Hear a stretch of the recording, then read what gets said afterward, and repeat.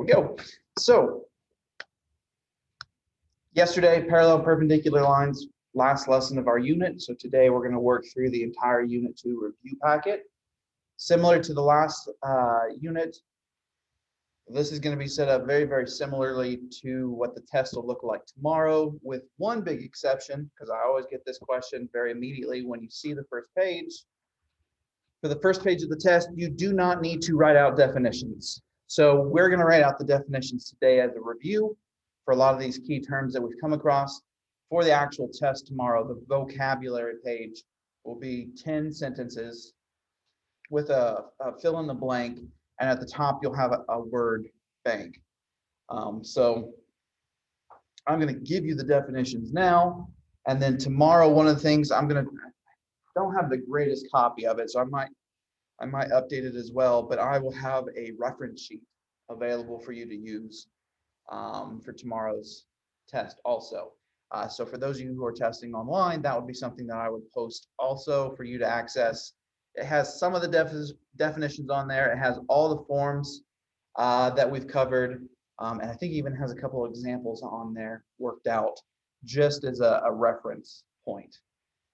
So that'll be something that I'll have posted also. But for today, because it's a review day, we're going to work and get as much of it done as possible up to that 10:30 mark.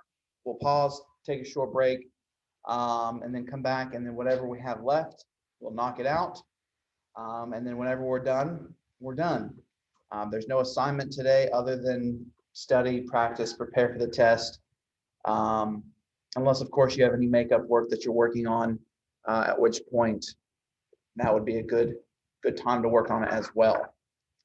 So starting us off here, defining each of the following terms. The first term we have is rate of change. So rate of change actually came up in relation to the second term. So we'll tie these two together here in just a moment. But the rate of change is the relationship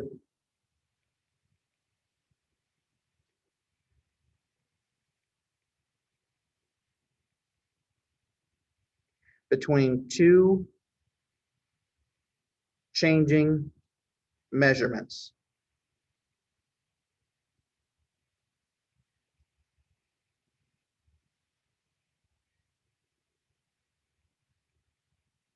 And so, for example,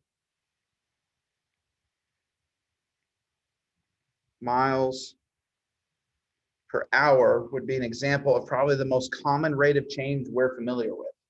If you think about it, if you're in a car driving, obviously the speedometer is telling you miles per hour, but if you really break that down and think about it, that is because two things are changing while you're traveling. Your distance from the point where you started and time from the moment that you started, because time's always going, and then your distance changes as well. So miles per hour is probably the most common rate of change that we have, but there's several out there. Now, the rate of change that we talked about more specifically is going to be slope. So slope in its own regards is a rate of change, but for our purposes, the way we utilized it was that the slope describes the direction and steepness of a line. Now I'm going to squeeze in there visually how we figured out slope was using this concept of rise over run, which really is just a rate of change. How far is your line rising in relation to how far is it running from left to right? So two changing measurements in relation to each other describes a rate of change. That rate of change, in terms of a line specifically, is its slope. So a lot of kind of tying together the pieces there for those two terms.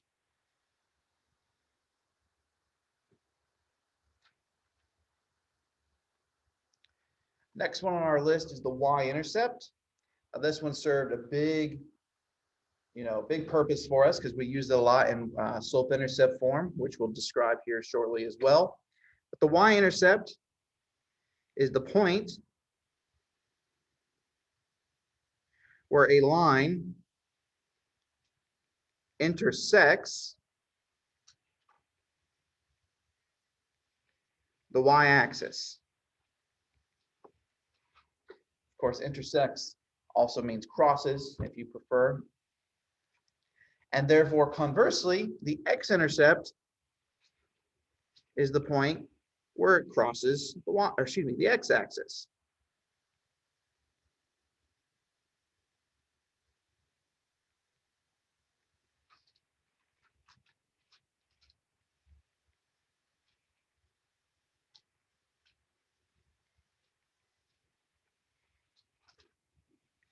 Now, off to the side here in this little bit of extra space I have, if you were asked to find specifically the x-axis or the y-axis, we did have some, no, not the x-axis or y-axis, the x-intercept or y-intercept.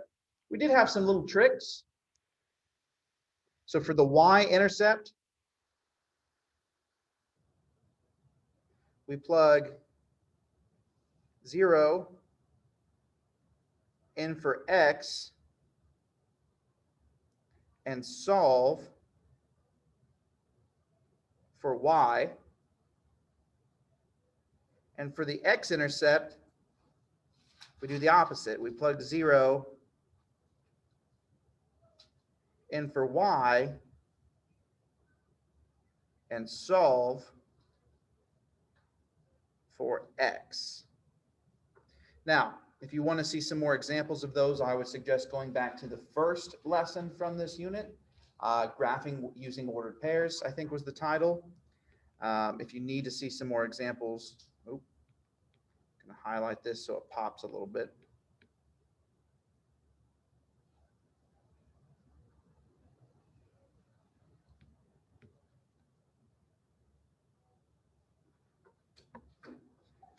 So that's only if you need to find those specifically and all you're given is an equation.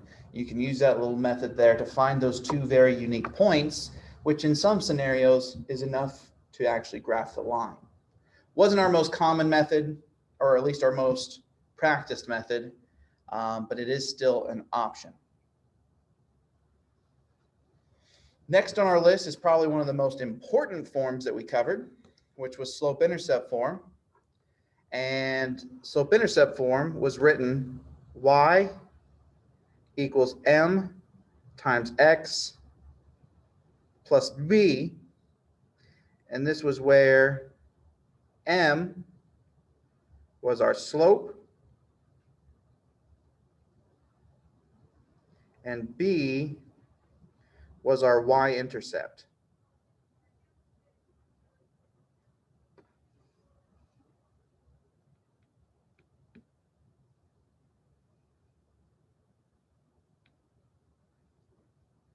So again, very important tool that we use. It's going to come up a lot today throughout this packet. Slope-intercept form. Again, if you want to add an extra comment there, you know it's in slope-intercept form when the y is by itself.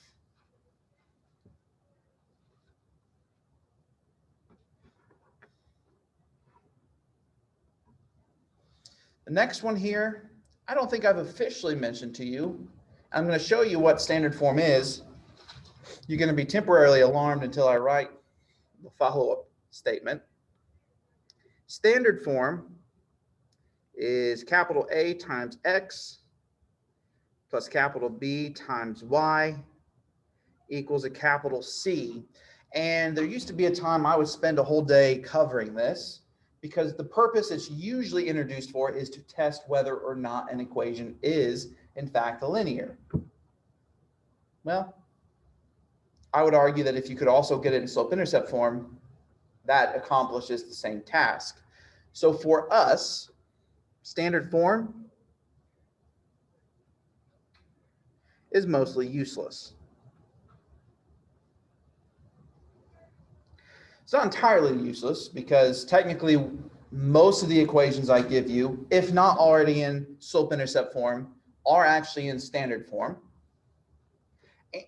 excuse me, and if it's in standard form, it's actually a whole lot easier to find your x and y intercepts. But again, we spent a whole lot of time focused on slope-intercept form, and then also almost as much time on the point-slope form that we introduced later. That standard form really isn't something we strive for much in this class. It exists. I've now told you that it exists, but for our purposes, we don't really need it.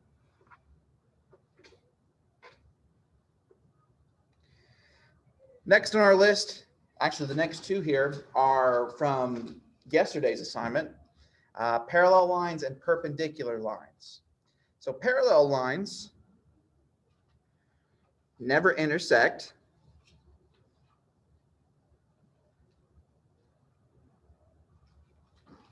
Because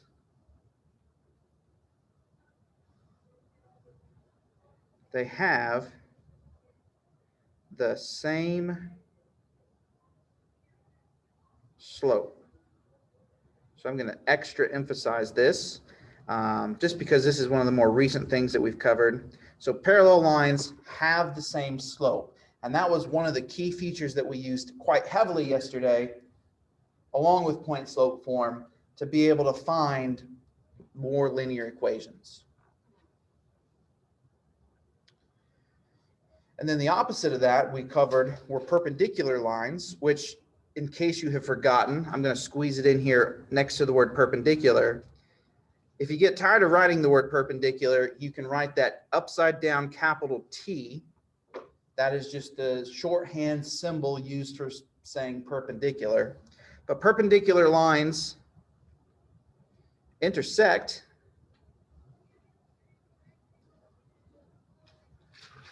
at 90 degrees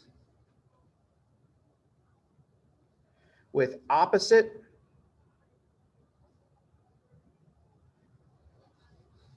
reciprocal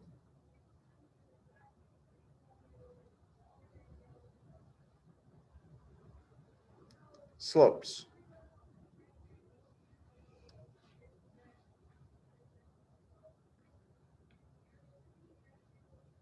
So again, if you missed yesterday's lesson, I would suggest at some point either jump on Google Classroom and either look through the completed notes that I have posted, or you're welcome to watch the video that's posted that goes along with it.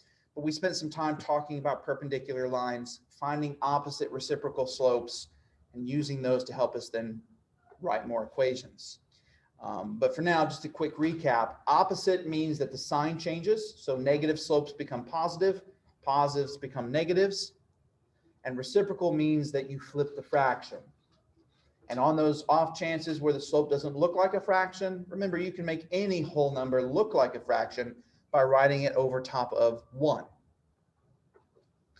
Again, that was yesterday's assignment, still pretty fresh. If you missed it for whatever reason, Google Classroom is your place to be, or we can talk about it more one-on-one later. Next on our list is the slope formula. So the slope formula was m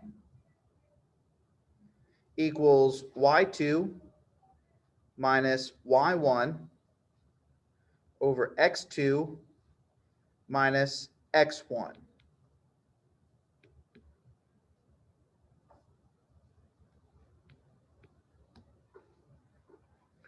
And so that's the formula, but here's where it was typically utilized.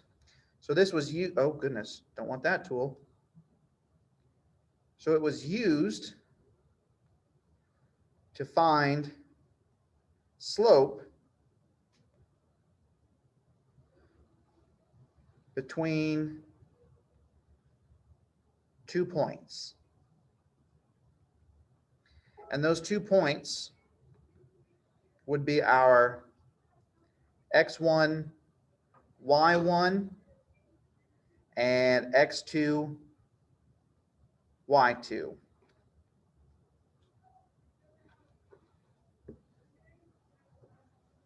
Remember, points are usually described by using ordered pairs. Ordered pairs give us both an x coordinate and a y coordinate. So the slope formula is only useful if you are specifically looking for the slope and have 2 points. If you only have 1 point, unfortunately, unless there's something you can do to find a second point, you're kind of dead in the water, or at least you're not going to be able to use slope formula effectively.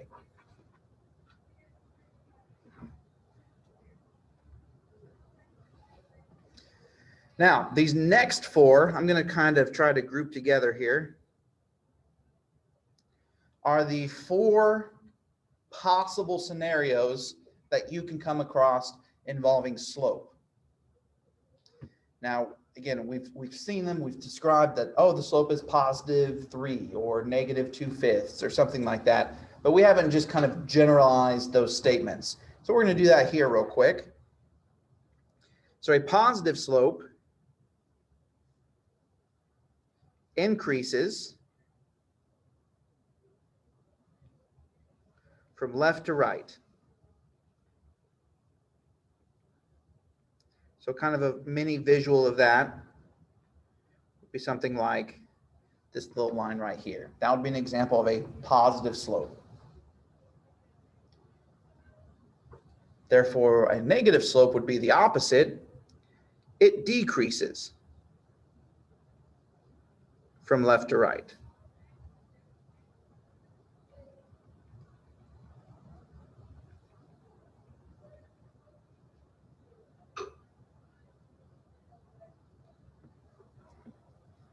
So those two, we've danced around them, we use them a lot, we didn't ever generally define them.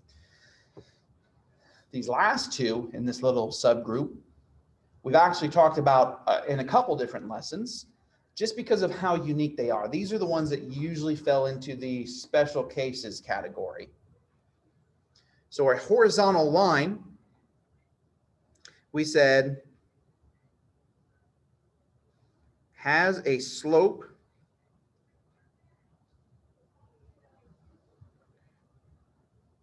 equal to 0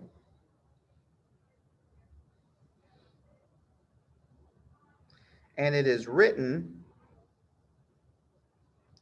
as almost messed up, as y equals some number. And visually, a horizontal line, just like the horizon when you look out at the sunset, goes perfectly left to right, very flat. So it has a slope of 0. It's written as y equals some number, which I'm actually going to highlight that piece there even more so. Bless you.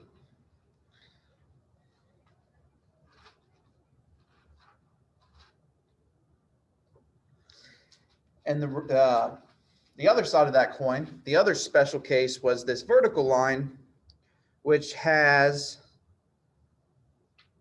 an undefined slope.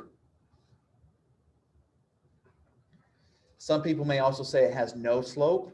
I try not to say that as much because sometimes I have students think of no slope and 0 slope being the same. They are not. So instead I say it has an undefined slope. It doesn't exist.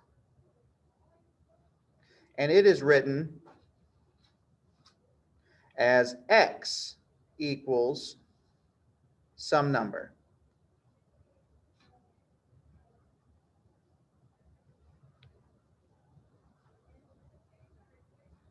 Visually, this is going to be the line that goes just up and down. So those are the only 4 possibilities that you can have for any line in existence ever. Either it has a positive slope, a negative slope, a slope of 0, or no slope at all.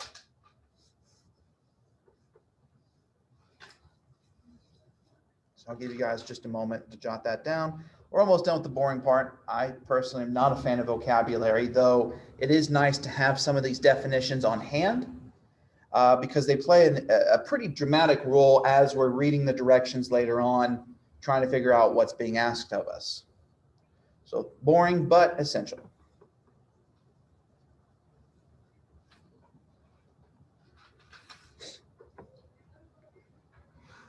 Next on our list is probably the second most important form we talked about simply because it helped us get to slope-intercept form, which was what we desired. And that is point-slope form. So point-slope form was y minus y1 equals m times x minus x1. And this is where m, again, is our slope. And the x1, y1 is a point on the line, or a point that the line passes through, if you'd rather describe it that way.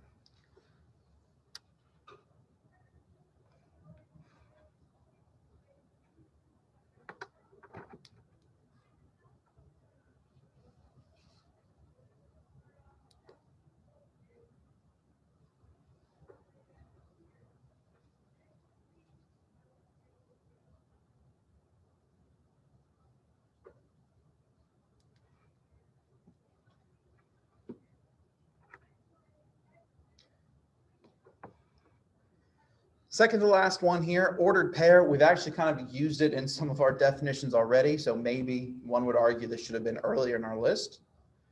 But the next one here, ordered pair, this is what we use to describe the location of points. So we'll say describes location of a point. And the way it's typically written is in parentheses, you'll have your x coordinate first, comma, followed by your y coordinate, and then your enclosing parentheses.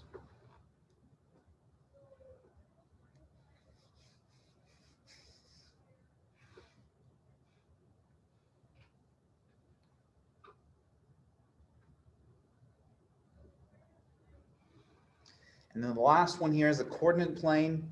More commonly, we typically refer to them as graphs. So we'll say that it is a graph used for plotting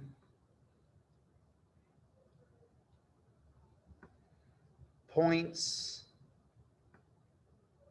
lines, etc. Because so far that's all we've graphed, are points and lines. The etc. is for the surprises yet to come, particularly in Algebra 2. Now beneath here in this little extra white space I have for the coordinate plane, just going to sketch in a quick visual diagram.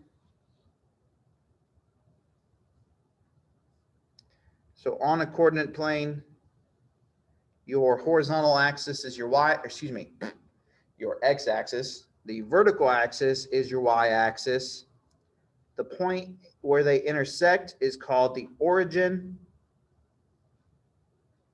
which is at the ordered pair 0, 0.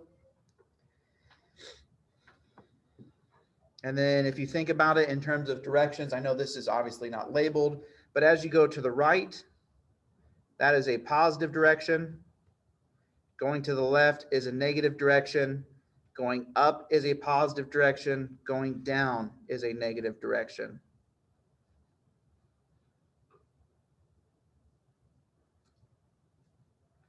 Now for you guys, usually the scale I use is just by units of 1.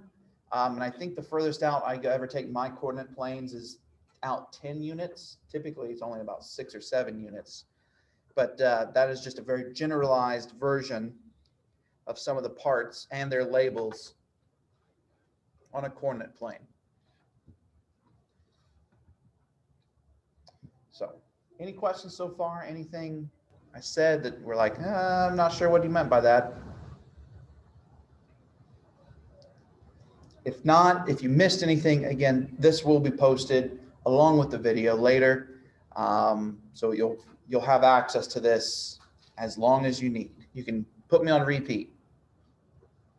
Don't do that. It'll put you to sleep. So again, this first page was just terms after terms after terms. I try to highlight a few of the key pieces that we'll use later on throughout this packet. So if there's ever anything where like, I don't remember what this is, we can always go back to this page. But for the test tomorrow, it won't be just write out the definitions. Like I said, it'll be 10 sentences, each with a missing term. And you would have to pick the term from the word bank at the top to fill it in to best complete each sentence.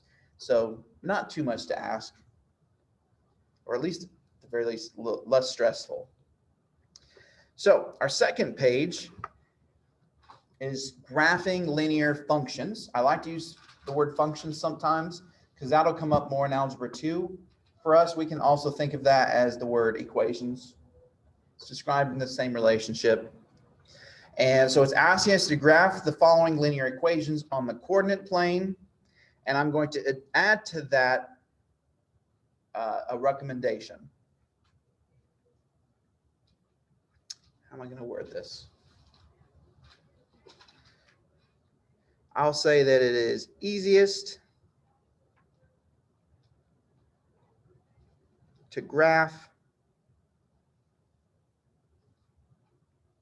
from slope-intercept form.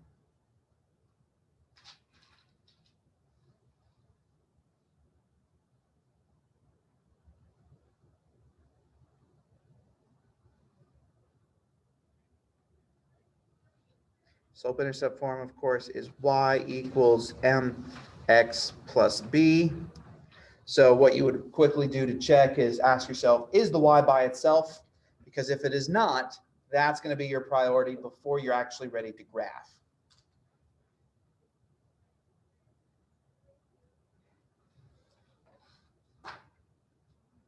Now, the reason why I say it's easiest to graph is because it's not the only way to graph, but I would argue that it's probably the most efficient, or at the very least, the fastest, especially if you've practiced it a lot up to this point. Slight delay in our video feed.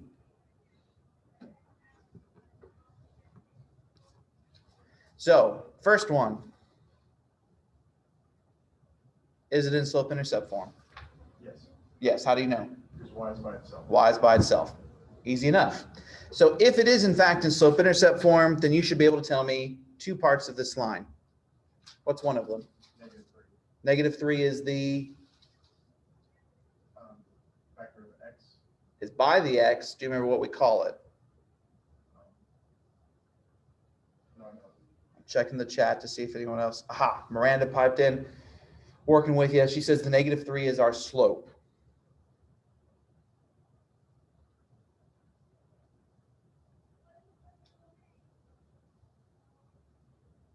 Okay, so what else do we know?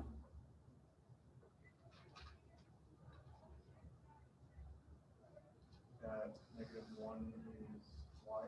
-1 isn't just y, very specifically has to do with y. Yeah. It would be our y-intercept, which I'm going to abbreviate here for the sake of space. So our y-intercept for this one is going to be that -1. Now, although we identified them in this order, technically I would need to use the y-intercept first because it is describing a very specific point. So remember from the first page, the y-intercept is the point where our line crosses the y-axis. So I need to find -1 on our graph on our y-axis. So down here, just below the origin, I'm going to put a point.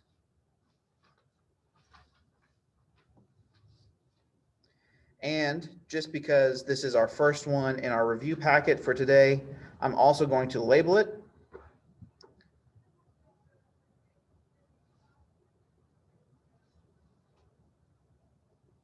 I won't do that on any of the other ones. This is just for the sake of review. So this is our y-intercept at -1. From there, where's our slope going to take us? Not just to the left.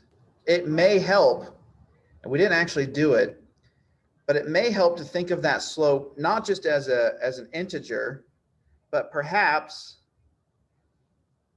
as a fraction. And with it written as a fraction, thinking rise over run, Miranda's saying we need to go down 3 units, which takes care of the negative, and then write 1 unit. So again, just for this first one here, I'm going to put in a little bit of extra color and pizzazz. So we're going to go down 3 units, which takes care of the negative 3. And we're going to go right 1 unit, which takes care of the positive 1. And where that lands us is another point. And I can repeat that process as long as I have room on my coordinate plane. So I can go down 3 more units, right 1, down 3, right 1, which is going to give me another 2 points. And if it so pleased me, I could do the exact opposite. Uh-oh, slight delay in the video. We're back. We could do up 3, left 1.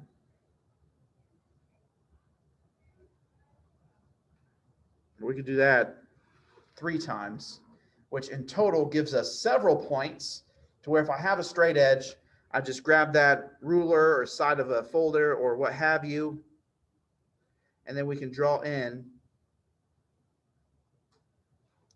our line. And that is our line with a slope of -3, a y-intercept at -1 for the equation y equals -3x minus 1.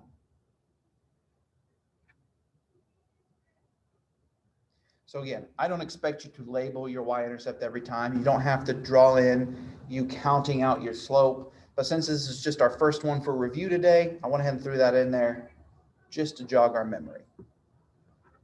Especially for those of you watching the video right now in the future, and you're watching it and you have questions, hopefully then it makes a little bit more sense. Next one, why am I happy about the next one? Already in slope-intercept form, and why do I know that again? Y is by itself. So for this second linear equation, my slope is what? 2 over 3.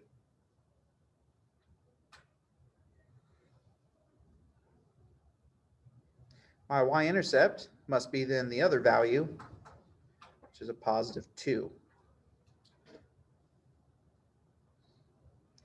So starting with my y-intercept, I'm looking for +2 on the y-axis. Once I find it, I'll put my first point. And then from there, where's my slope telling me to travel? Oh, hold on, slight delay. There it is. Go ahead, Toby. Up to right 3. Remember, because it is a positive slope, we only want to go in positive directions, at least to begin with. So we'll go up 2 units, right 3, which lands us right here. Another up 2, right 3 gives us a point right here. Up 2, right 3 before we hit the edge of our graph. What if I wanted a few more points? Opposite direction, which would be down to left 3. I can do that a series of times to get several points spanning across my graph. I grab my straight edge. And I don't think I ever specifically said it until now, but a good habit, if you haven't already been doing it, take your graph all the way just off the edge of your coordinate plane. This will actually serve you a lot more in the next unit when we look for intersecting lines. Not to spoil too much of the surprise there.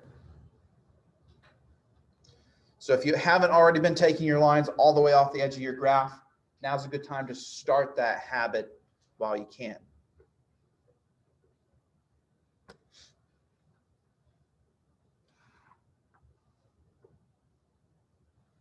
Okay. What's unfortunate about these next two? They're not in slope-intercept form. Not in slope-intercept form. So I have some work. before we can actually start to get these on the graph. So what I'm going to do is, just so I have some room to work here, because I'd rather you spend more space than try to cram it in. I'm going to copy down this equation off to the right here so I can start manipulating it as needed.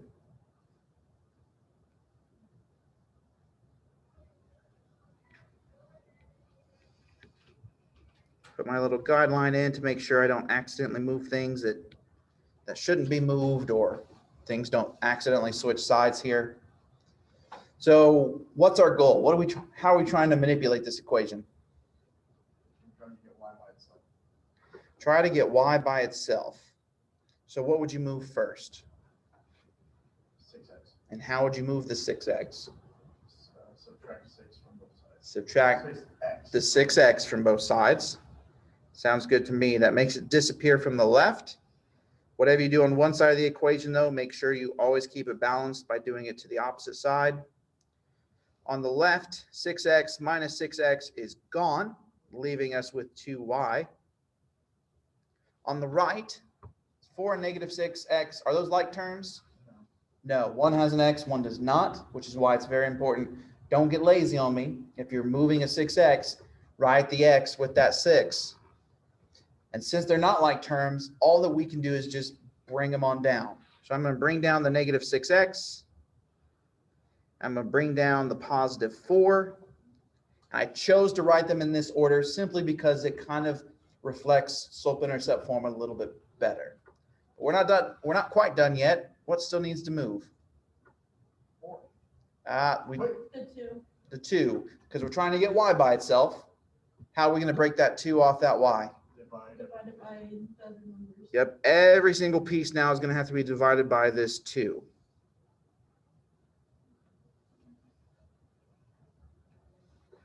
So on the left, 2 divided by 2 simplifies to a positive 1. So for our purposes, y is now by itself. On the right, negative 6x divided by 2 be a negative 3x. Don't lose your x. And 4 divided by 2 is a positive 2. So with a little bit of extra work, we were able to take that equation, which was in technically not standard form, but close to standard form, and we got it into slope-intercept form, which allows us to complete the same things we did with the first 2 on this page.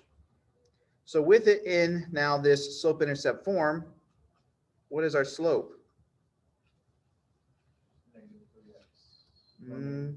Negative 3, which, kind of planning ahead, I'm going to write that as negative 3 over 1. It's going to give me both the rise and the run for later. And the y-intercept is a positive 2.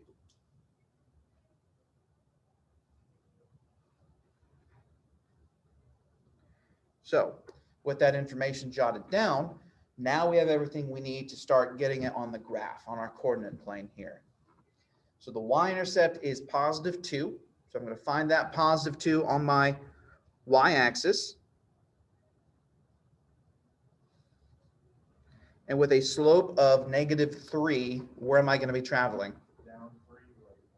Down 1, 2, 3 units to the right 1. And that's going to give me a second point. Another down 3, right 1. Third point, fourth point, fifth point before I hit the edge of that graph. And if I'd like a few more, again, this is a good practice, do the exact opposite. Go up 3, left 1. You get 2 extra points on there. Grab that straight edge. Draw on your line.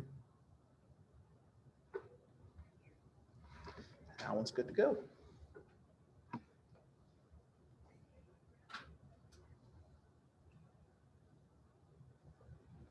Maybe for the sake of my notes, right, that I rewrote this problem over there.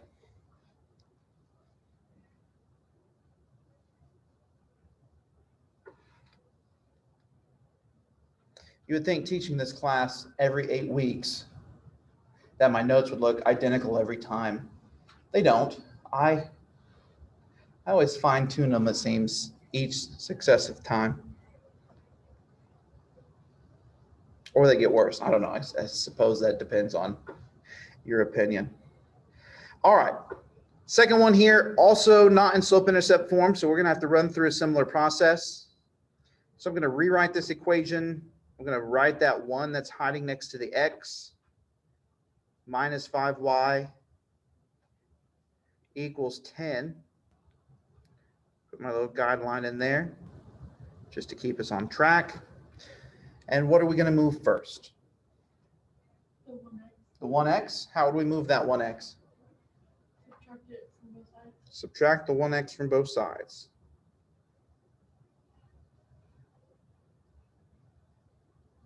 So 1x take away 1x is gone on the left-hand side, leaving us with just the negative 5y equals on the right, 10 and negative 1x, are they like terms? No, Nope, so don't try to tell me that that's 9x. it would be negative 1x plus 10. Negative 1x plus 10 if we just bring them on down.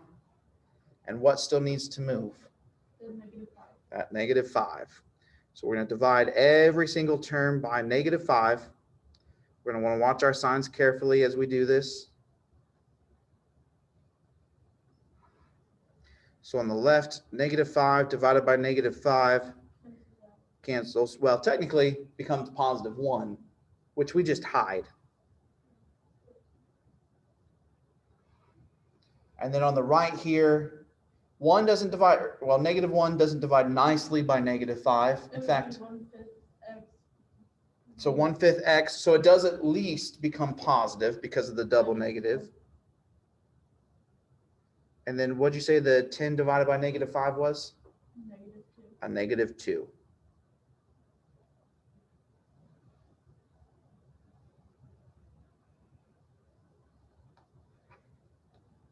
So with it now in slope-intercept form, being that the y is by itself, I now know that the slope is what? 1 over 5. And the y-intercept Negative 2. is a negative 2.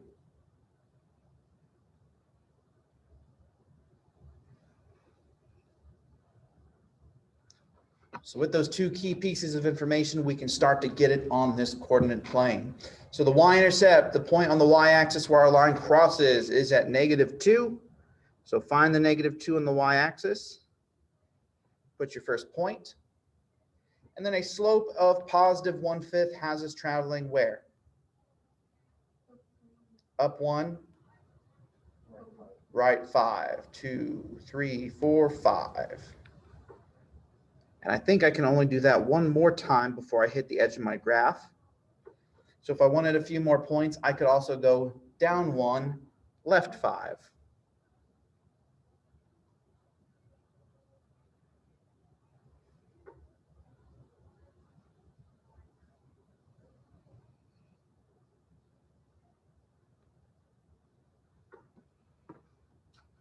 So that one's not very steep because the slope was just a small 1/5.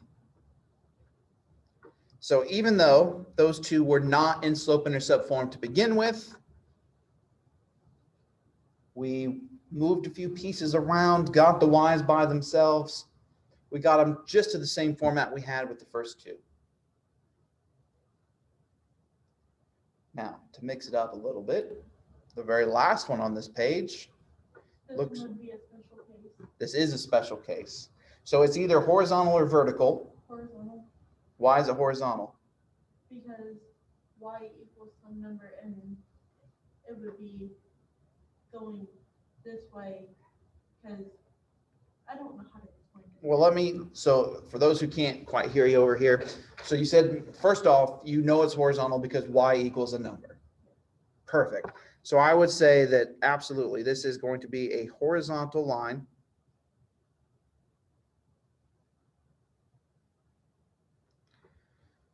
And the way that you can check it, or kind of the way that I think about it, Miranda's also telling us here that the slope is 0, which is correct. All horizontal lines have a slope of 0. We can also say that it passes through The y-axis the y-axis at 3. at 3. Because of it being y equals 3. So find 3 on the y-axis, put a point, and knowing that it's horizontal, you don't have to do any rise over run or anything extra. Just draw a horizontal line right through that point. Of course, I have to wait for the delay. There it is, it kicked in. We get a horizontal line at y equals 3. Now, had that been x equals 3, it would have changed everything. It would have been a vertical line, and we would have had to draw a vertical line through the x-axis at 3. So, long story short, watch that variable. You can tell it's a special case when it just equals a number, but which special case depends on which variable you see.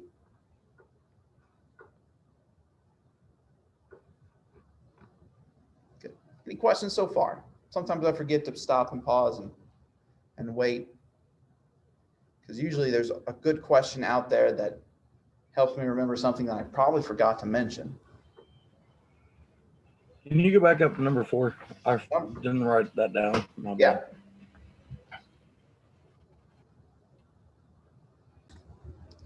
All right.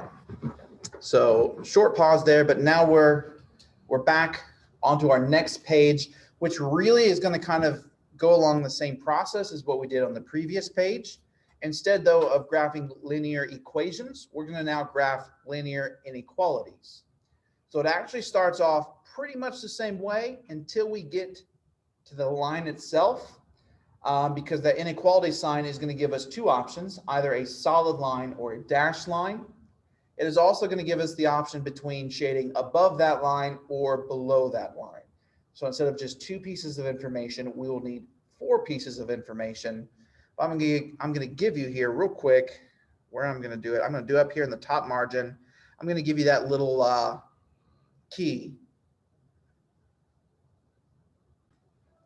All right, so here's the key. If you have a less than symbol, you will have a dashed line and you will shade below.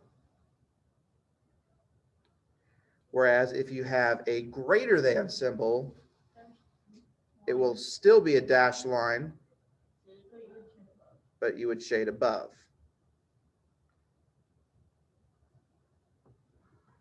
So this is, again, if you think back to Unit 1 with the number lines, this is the equivalent of open circles.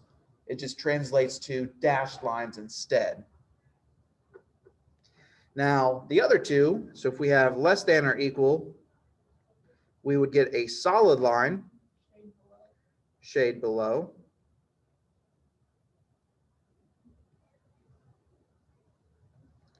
And a greater than or equal to sign would also be solid, but we would shade above.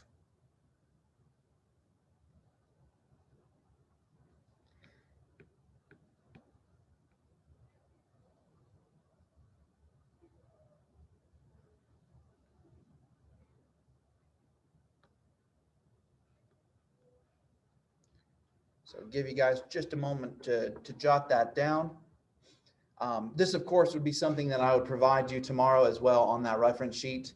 And this little guide here only helps once you've gotten your inequality in slope-intercept form. Because as we're going to see here, there are some occasions where that sign could possibly flip. So just like our equal signs, it's going to be very important that we kind of track where that sign is, what it's doing throughout our process if we need to get it in slope-intercept form.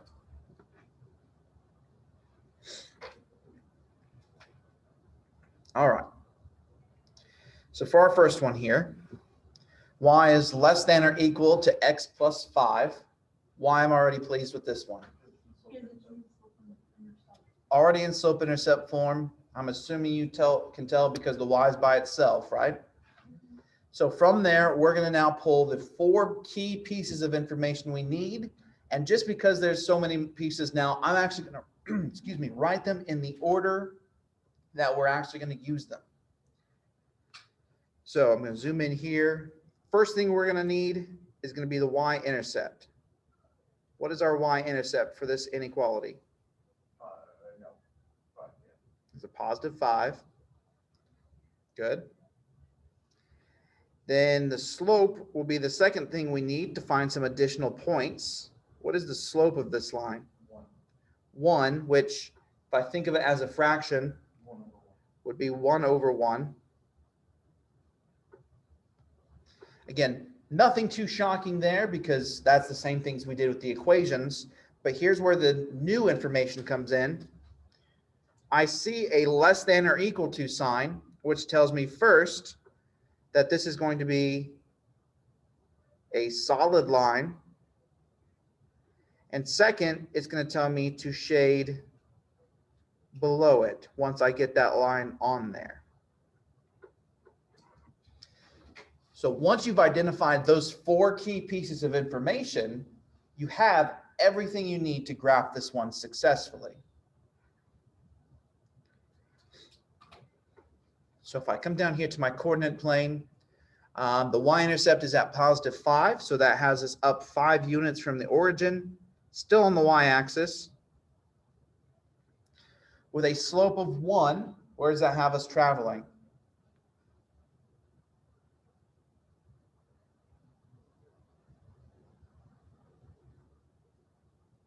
What? The slope of 1 Okay. has us going Up 1, right 1. up 1, right 1, which very quickly hits the edge of our graph. So to get a few more points, I can also go down 1, left 1.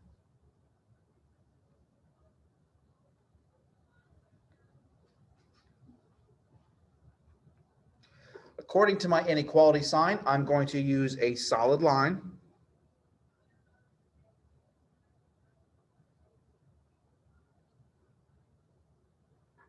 And also according to my inequality sign, I'm going to shade below this line we've graphed. Now remember, I don't need it to be shaded in perfectly solid, something just enough so you and I both know which side of that line you're focused on is important.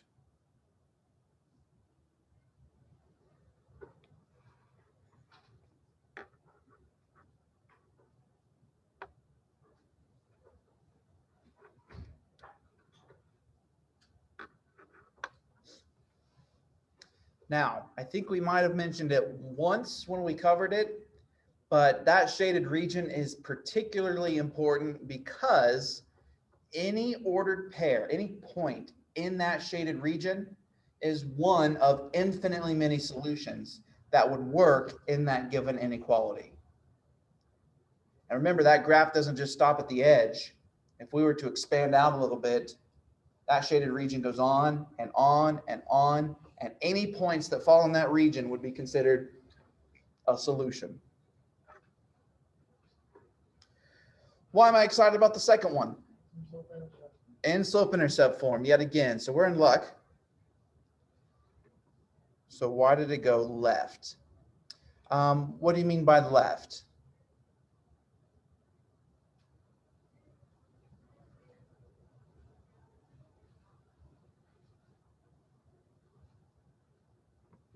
Are you talking about the slope of the line?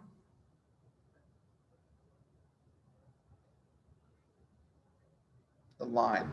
So hopefully we can agree that we start at positive 5, but with a slope of positive 1/1, very quickly we hit the edge, but we could go up 1, which was positive, right 1, which is positive, which had us going in this direction. Now to get a few more points, I did the exact opposite, which if you think about it, down is negative, left is negative, a double negative is still positive. So again, those signs, very easily, we can sometimes go the wrong direction. So a common mistake, but a good one to look at before you move on to the next one. And one of the things I usually do is I look at the original inequality and I say, oh, the slope was positive. I know positive slopes should be increasing from left to right. If I had a line on here going this way, that would be a negative slope. and I would pretty quickly see, whoops, I accidentally counted the wrong direction. Common mistake, pretty easy one to correct, especially if you're just kind of doing that occasional check as you go. So this next one is already in slope-intercept form. So again, we can start peeling away the information we need, starting with the first piece, which is going to be the y-intercept, which is what? The y-intercept Oh, -3. is the -3. What about the slope?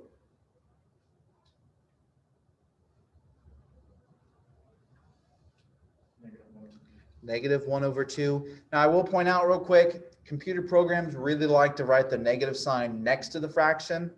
When it comes to rise over run, I usually move that negative sign to the top, because otherwise I've had students very tempted to use it for both values, which turned into a double negative, which accidentally turned their slope positive. So there's only one negative sign there. You can only use it once. So to avoid that mistake, I usually just slide it up to the top. We also now have this greater than symbol, which tells me what type of line. Greater than. It is greater than, but it's not equal to. So what type of line? Solid or dashed? Solid. Wait, Solid would mean it's included. It's a dash line. It should be And a shade dashed above. line. And Toby, your question was, why would it be dashed? So without the equal to sign, if you think about our number line, this is where we put an open circle. Basically, that was kind of our cutoff point, but it wasn't actually included in our set of solutions. So on a linear equation, that dashed line is going to serve to cut our graph into two pieces, but any point along that line is not included as a solution. Whereas the one over here that we just graphed, if you were to take a point on that solid line, it would also work because of the equal to part. This one, no equal to, dash line, all the points that are on that line are excluded from our set of solutions. If you need to, at some point, you and I can go back and look at the number lines as well, because there's a direct relationship there. So greater than symbols on a number line were open circles, on a coordinate plane are dashed lines. Second thing it tells me, being that it's greater, is that I'm going to want to shade above.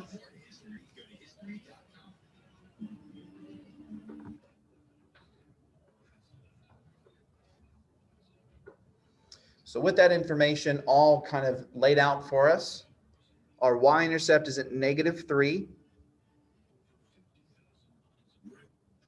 So I'll put my point on -3 on my y-axis. From there, where's my slope taking me? down 1, right. Down 1 unit.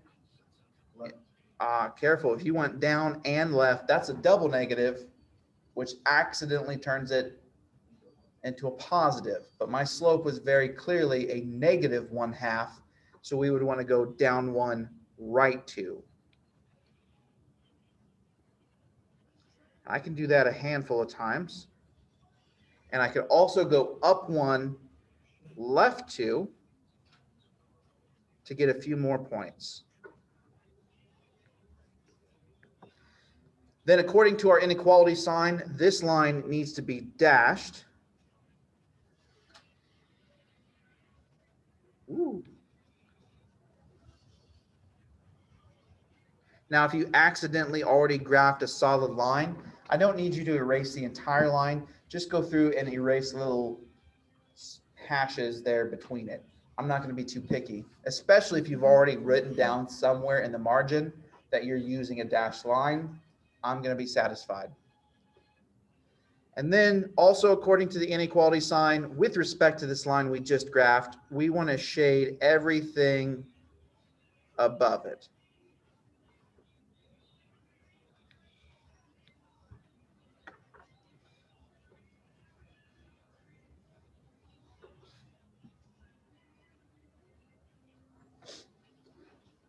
So we have a solid line, we have a dashed line.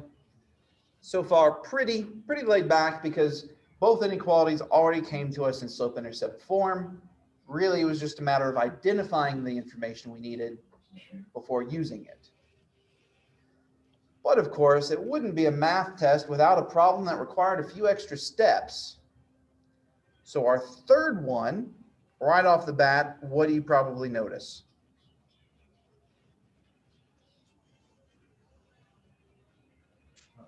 Y not by itself. Y is not by itself, therefore it's not in slope-intercept form. Perfect. So Angela and Toby, you both hit the mark.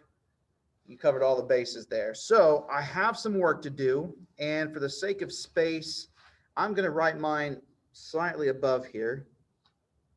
So 3x minus 6y is less than or equal to a positive 6.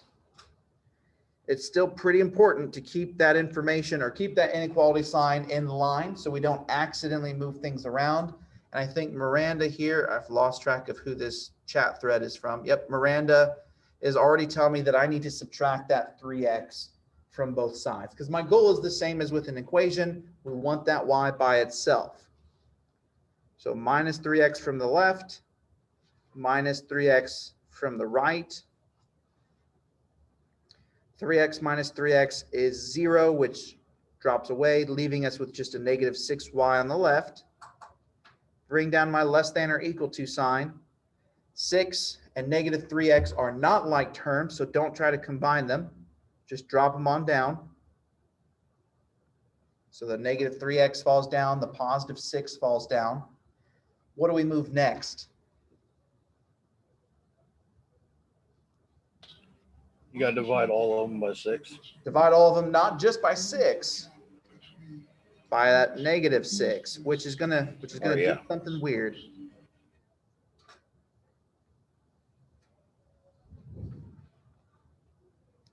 So on the left, negative 6 divided by negative 6 is positive 1, which gets y by itself.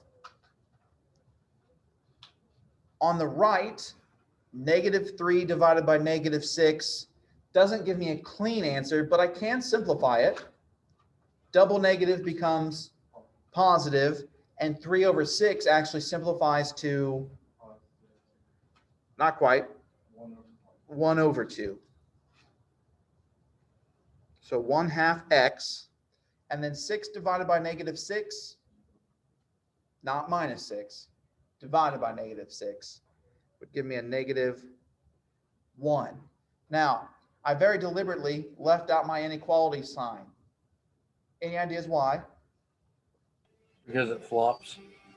It should flop. Why should it flop or flip or however you want to describe it? What did we do that caused that? Took the 3x away and the 6y away. So it wasn't just the 6, well, it had to do with the 6, but specifically because that 6 was negative and we divided both sides by that negative value, anytime you multiply or divide both sides of an inequality by a negative value, your sign does flip. Now, if that was the only thing you missed, it's going to make you shade on the wrong side, and obviously it affects your overall graph, but I wouldn't take away all the points. You just lose one of the, I think it's worth 4 points on the test. Miranda's also saying that it did make our slope positive. That is an important thing to notice as well. So that negative sign changed a whole bunch of things.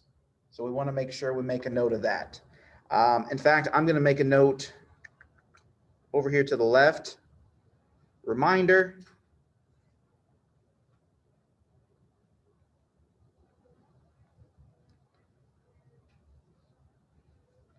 Multiplying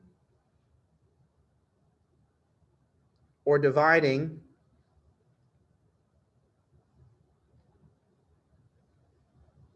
both sides of an inequality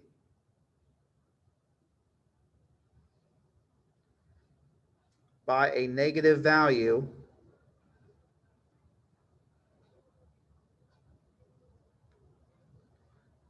flips the inequality sign.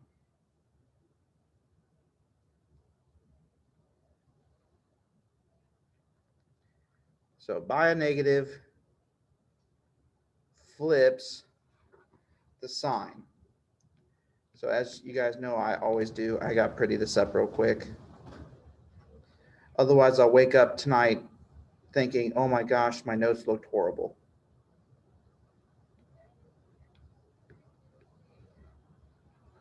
So in that event, because we divided both sides by a -6, our inequality sign went from a less than or equal to and became a greater than or equal to sign.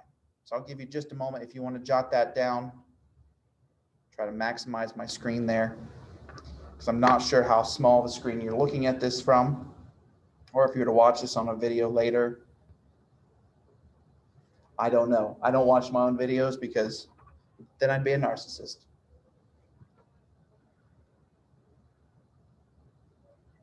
So yeah, everything else pretty commonplace. We just need to watch that sign because of the changes that it makes. Now, with it in slope-intercept form, we should now be able to pick out the information that we need. First of all, our y-intercept is what? -1. A -1. Second thing we'll need is our slope, which is a +1/2. And then finally, that inequality symbol greater than or equal to tells me what type of line. Dash. It has the equal to, so it is included. Dotted. Dash. It would be Solid. I really said dash. You said dash, then you said dotted. Technically, they'd be the same thing. We want a solid. And it's also going to tell me to shade above.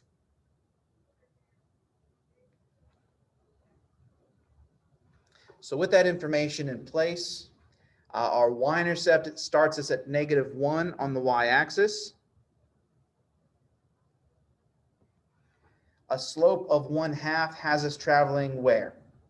Down 1. Whoop, it's positive. Oh, it is. So up 1, Right. right 2. And I can do that a handful of times. Or I could also go down 1, left 2, because a double negative is also positive. According to my inequality sign, I'm going to use a solid line. And also, according to my inequality sign, I'm going to shade above this line I now have graphed. Now, again, just to kind of bring it full circle, if for whatever reason I had forgotten to flip my sign because of dividing by a negative, I would have shaded the wrong side. Now, it would actually affect the last part that we're going to answer here in just a moment. But at the end of the day, I would just take off 1 point instead of all the points, even though technically shading the wrong side means you just answered literally every wrong answer, but no pressure.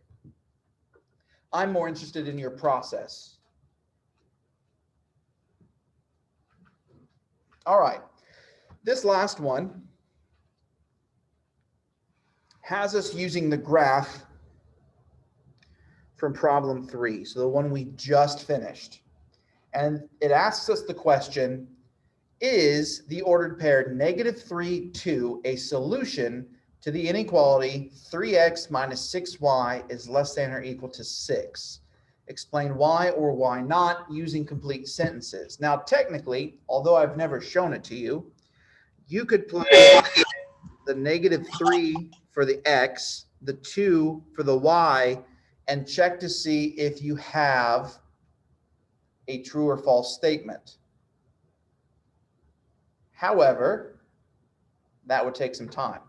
We've already actually got this specific inequality graphed there for us and very visually representing all the solutions, or at least in the small window that we're looking at it, for that specific inequality. So here's what I would do. I would ask myself, where's negative 3, 2? So I'd come over here to this graph that we just finished. Negative 3, 2 would be from the origin, left 3 units, up 2 units.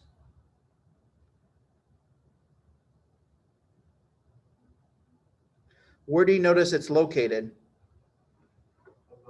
Above the line. It's above the line we graphed, which also happens to be the same place where we did what? Shaded. Where we shaded. And earlier I made the comment that that shaded region happens to represent all the points that are considered solutions. So is negative 3, 2 one of those solutions? Yes, it is, because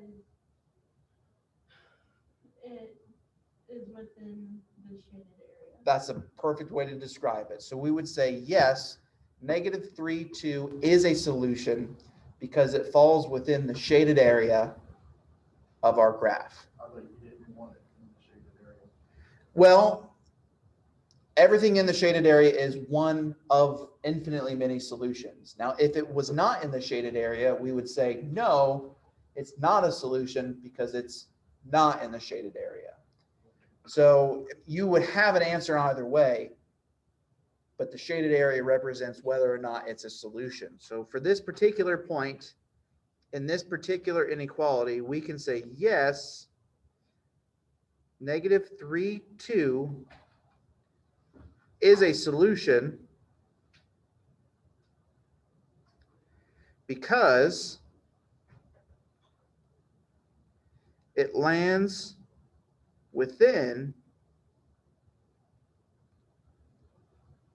the shaded region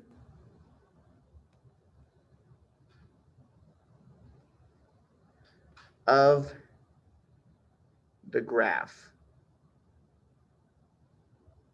Which again, by the graph, I'm referring to the one immediately to the left here, the one that we just finished graphing. So any point in that shaded region would be a solution. So negative 3, 2 is not the only solution to that inequality, but all we needed to answer was whether or not it was in fact a solution.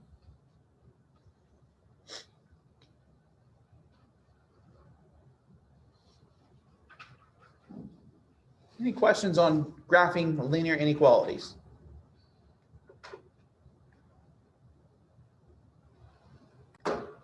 So now that we've finished the graphing of linear inequalities, we're going to move on to the next page here for characteristics of linear equations. And this page sometimes causes challenges for students, even though it's asking for just the same very 3 specific pieces of linear equations, and that is the slope, the x-intercept, and the y-intercept. Now, I would argue at the very least, you should hopefully be able to find 2 of the 3, and that is the slope and the y-intercept, because if you can at least get the equation in slope-intercept form, as we have for the past few pages, you can identify the slope and the y-intercept. It's usually the x-intercept that trips people up. So Miranda's question is, do you have to solve for x? So technically, that is going to be one of the things we do for the x-intercept. But for this first one, at least, I'm going to go ahead and let's just knock out the 2 that's glaring us right in the face because it's already in slope-intercept form. So from here, what is the slope? Negative 1 over 3. And the y-intercept is 6. So from slope-intercept form, you can pull those 2 pieces out very quickly.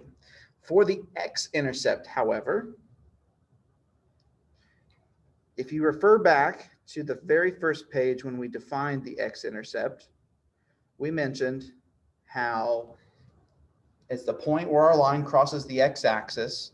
And we also mentioned that to find it, you can plug 0 in for y and solve for x. So Miranda, you're absolutely right. We are going to solve for x, but first we have to put a 0 in place of y.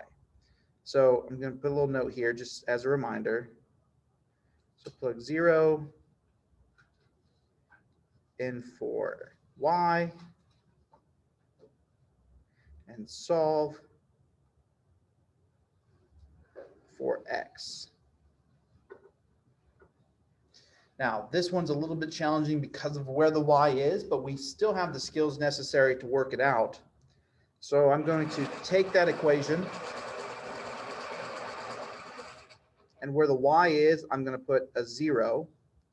So I'll have 0 equals negative 1/3 x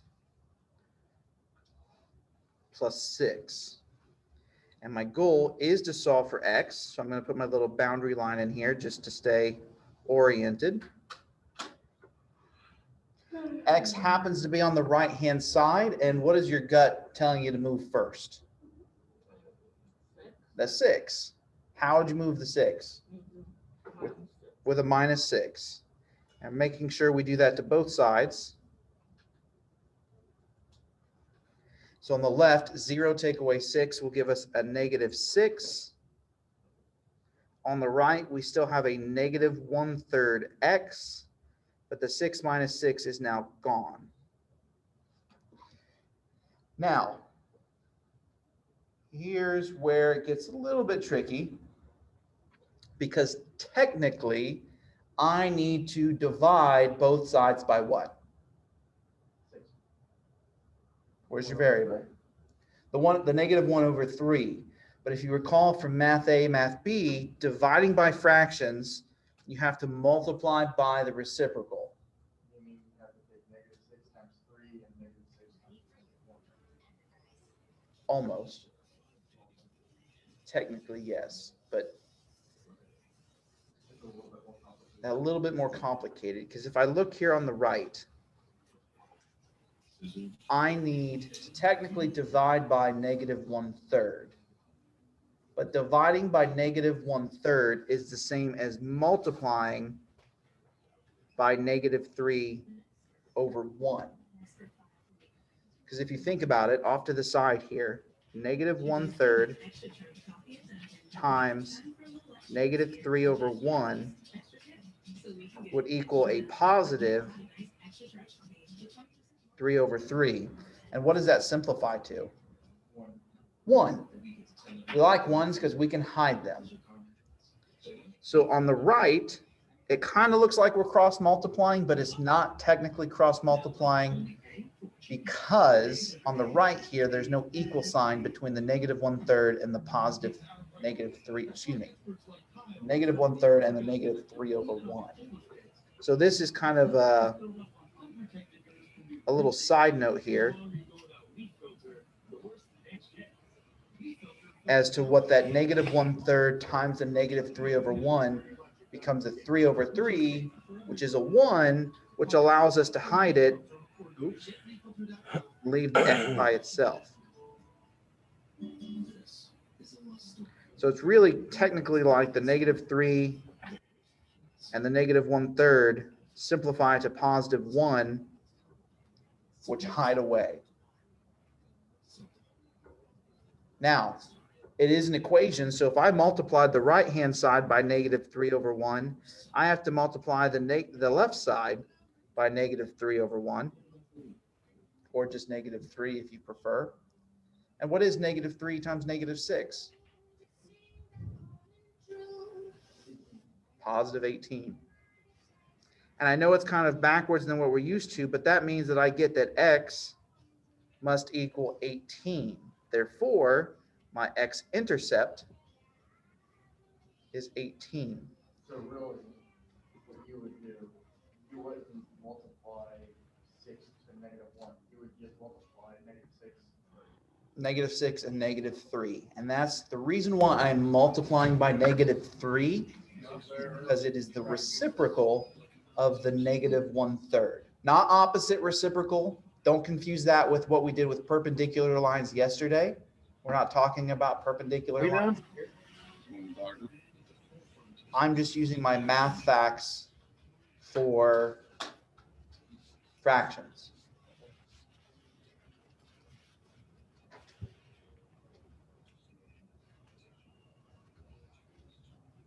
So good news is the one on the test tomorrow is even easier than this. I think I got rid of the fraction altogether. So Yeah, sure it is. You said the one on the test is easier than what we just did. it is a lengthy test, but that's why we have the whole 3 hours to work on it.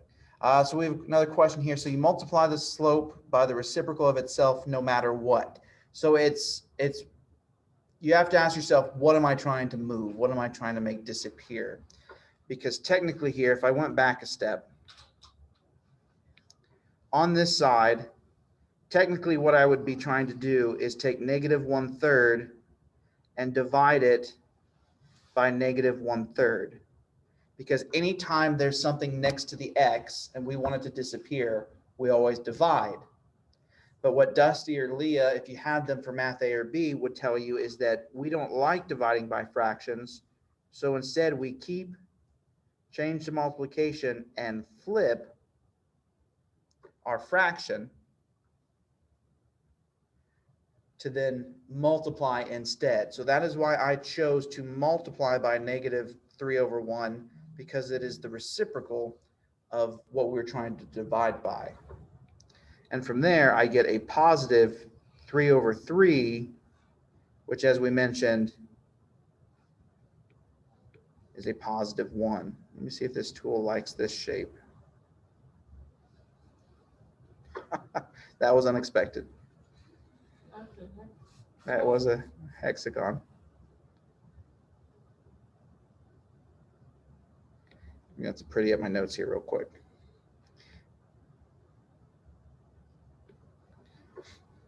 So we do this with all fractions. So only the fractions that you would originally have to divide by, you would instead multiply by the reciprocal. So yes, for all fractions, but only the fractions you're trying to divide by. So good question. Like I said, though, the one on the test is a little bit easier than this one. There's not a fraction there to stress over. This next one, we should be able to do at least one more before the drill, I hope. Otherwise, we'll have to pause in the middle. The next one's a little bit easier because it's actually there's no fractions initially to deal with. And I would actually recommend finding the x-intercept first, simply because it seems to be the hardest one to find. Because plugging it into 0 or plugging in 0 for y at this stage would be a little bit easier. So x-intercept, we know that y equals 0 for the x-intercept. We would be able to then rewrite this equation as 2x minus 4 times 0 equals 8. And I love that 0 because anything times 0 is 0. So it's like this piece is just gone altogether. And what we're left with is trying to solve 2x equals 8. And how would you solve that?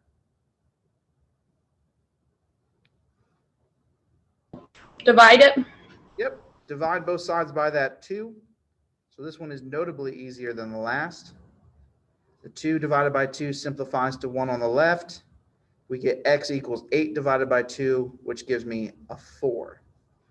So my x-intercept is 4. So finding that one was a little bit easier just because of the format we were given the information originally. Now, technically, I could do the opposite for the y-intercept, plug 0 in for x, solve for y, but that won't get me any closer to finding the slope. So I recommend to find the remaining 2, I recommend getting it into slope-intercept form. So the equation was 2x minus 4y equals 8, and slope-intercept form would mean I need that y by itself. So what would you move first? The 2x. So I would subtract the 2x from both sides, which leaves me with negative 4y on the left, equaling, those aren't like terms, so I drop them down, negative 2x plus 8 And then what would I move?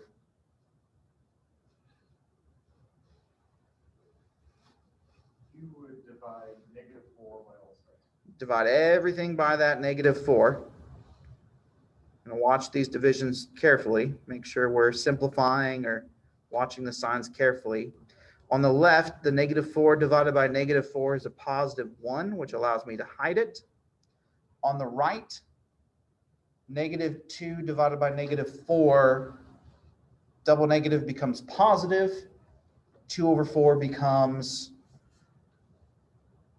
1/2 x.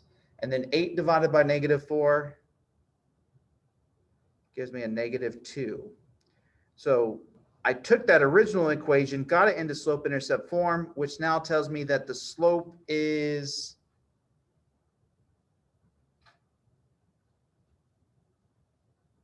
½ Thank you, Miranda. And the y-intercept, we divided that 8 by a -4, which means our y-intercept is a -2.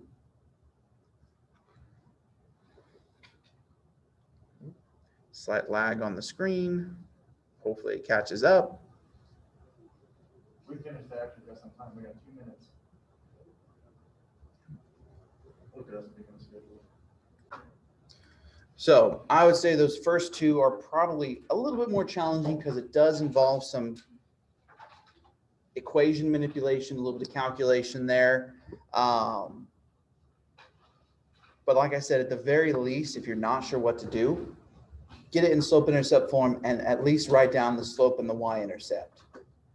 Because 2 out of 3 points isn't that bad. Don't just skip it all together and say, I don't know what to do.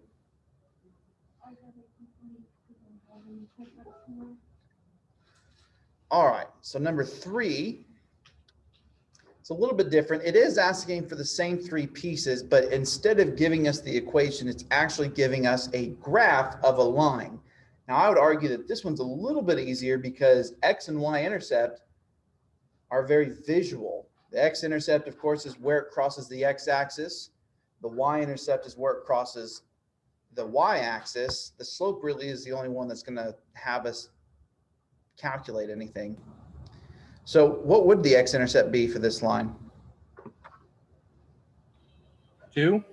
It'd be 2. Yep. The x-intercept is exactly where it crosses the x-axis, and for this one, that would be at 2. What about the y-intercept? -4. -4. So those two are very, very visual. They're going to be staring you right in the face. The one that will require a little bit of work, however, is going to be the slope, because that's going to be where we need to count out our rise over run. And it doesn't really matter which 2 points you use, so long as there are 2 points on your line. So for instance, I could use my x-intercept and this point. And if I count the rise over run from one point to the next, I would have to rise up 2, and I'd have to run 1. So my slope would be 2/1. Now, if you used a different 2 points, you may have gotten something like 4/2 or 6/3, for example. If that's the case, make sure you're writing your final slope in simplified form. Now, if you forget that, I'll put a little reminder on the test. I won't count off for it so long as it's still technically the correct slope. But that's just a little reminder there for you. Now, the last one, this one probably involves the most work just because of the information it's giving us and the process we're going to have to take to get to something that is useful. So it is asking just for the slope and y-intercept. So right off the bat, you'll probably notice that the hint specifically says if you can write an equation in slope-intercept form, of course you'll have the slope and the y-intercept sitting right there in front of you. But what you'll probably also notice is that all I've given you is 2 ordered pairs. Well, 2 ordered pairs is really only enough initially to allow us to find slope if we use the slope formula. So because I don't have a whole lot of space to work with, I'm going to rewrite these ordered pairs down here at the side. So we have -4, -3, which is going to be my x1 and y1. But we also have -5, 5, which is going to serve as my x2, y2. And I'm actually going to have two sets of work to deal with here. So I'm going to actually split my workspace into two sections.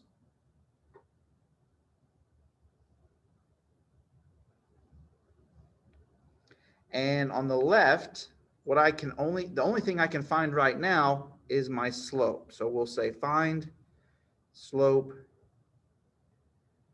first.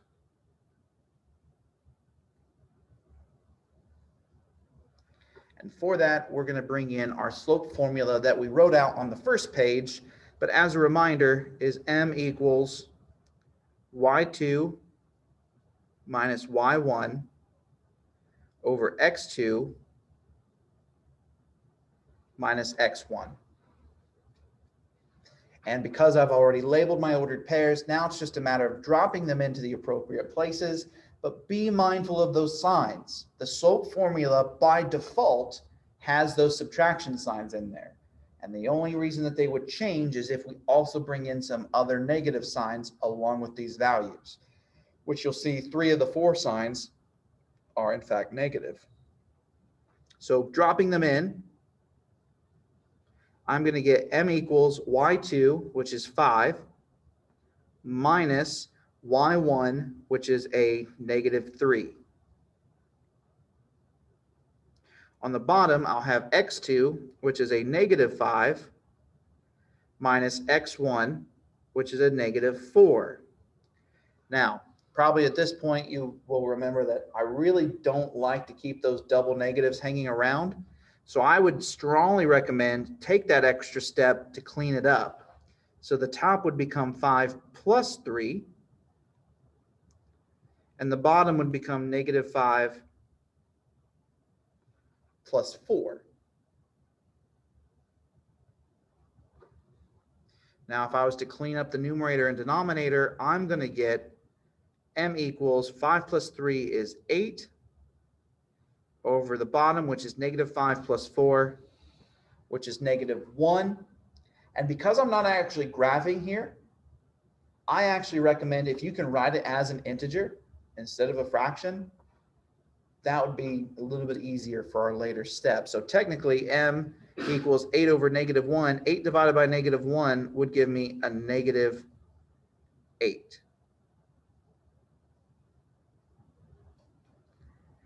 Now don't forget, that slope is actually one of the things we needed to find. So up here on the answer line, before I forget it, I'm going to write my -8 down for my slope.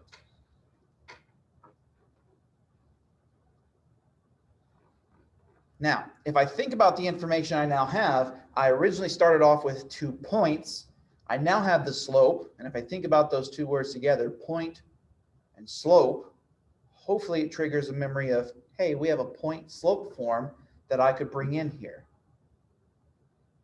So that's what this second little workspace is going to be for. This is going to be where I bring in point slope form that we've actually used in our last 2 lessons.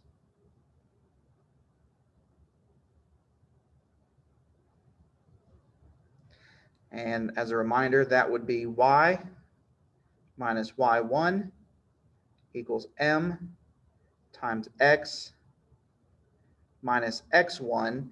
And just for the sake of staying on track, put my little guideline in there. And as you notice, I already have all the pieces I need labeled accordingly. So on the left, I would have y minus y1, which is a -3. We'll clean that up here in just a moment. On the right, our slope we found was -8. And then in parentheses, we'll have x minus x1, which I have labeled on the -4.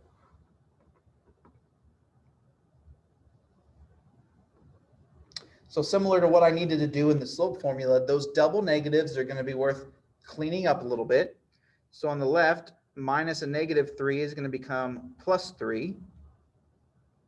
On the right, minus a negative 4 in that parentheses is going to become x plus 4. And now it's starting to look a little bit easier to deal with. However, it's not in slope-intercept form yet, so I don't quite know my y-intercept. But what should hopefully be drawing your eyes first? Those parentheses. What am I going to have to do with the parentheses in this case? Distribute that negative 8. So the left-hand side is going to stay put one more time. On the right, we'll have negative 8 times x, which gives me negative 8x. And then negative 8 times 4, which is going to give me a negative 32.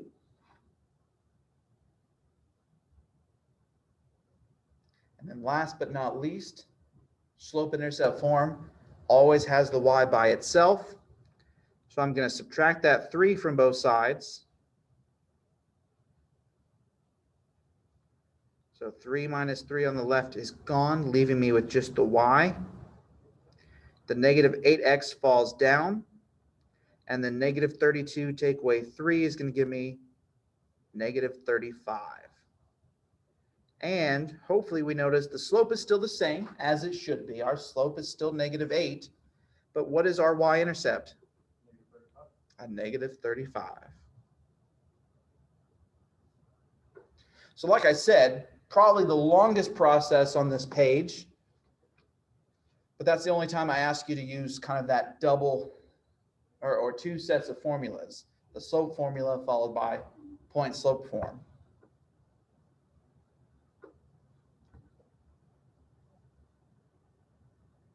Good. Remember, there will be a problem similar to this on the test tomorrow.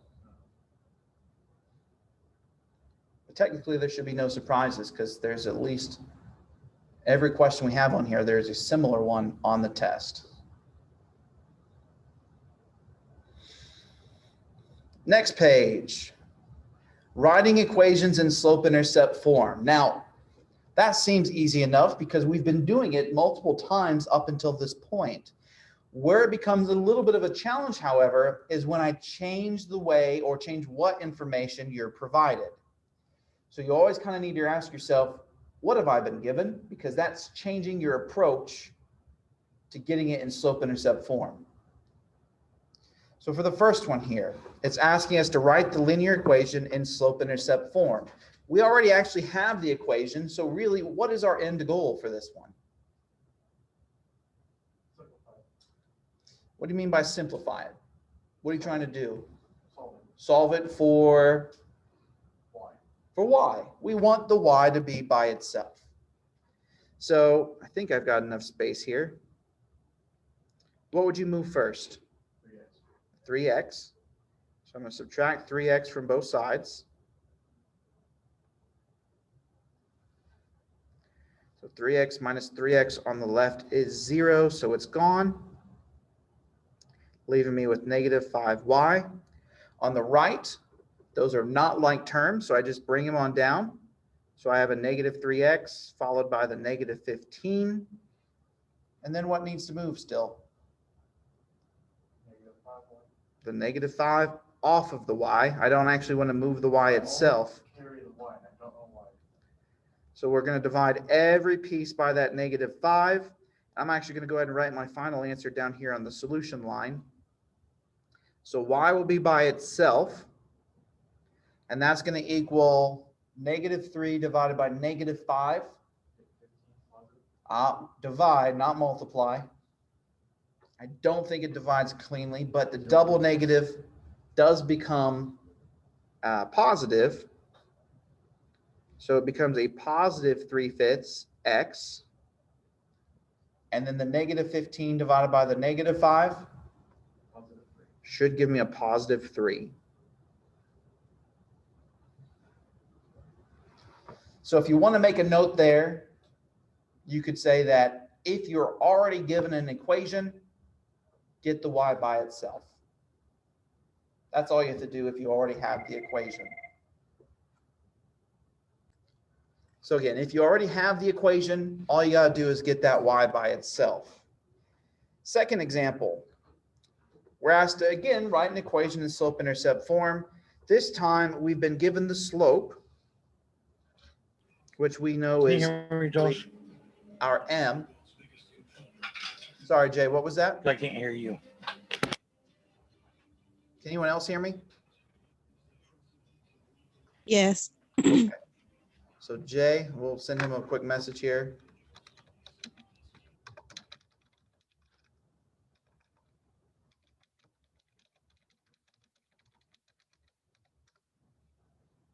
Hopefully he can get reconnected real quick here.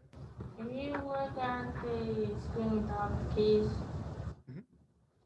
So our slope is usually our m, but then this one's a little bit sly. It says that our line has a slope of 1/2 and that it crosses the y-axis at the point 0, -8. Now, it told us something without just explicitly telling us. What do we call the point where it crosses the y-axis? That is the y-intercept.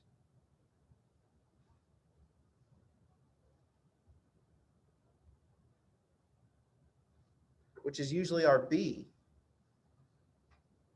So in this case, it actually also gave me the b that I need for slope-intercept form. So it actually said, here is your slope, here is your y-intercept in a slightly roundabout way. And if you have those two pieces, writing the equation is just a matter of filling in the m and the b. So we should get y equals 1/2 x, and our b is a -8.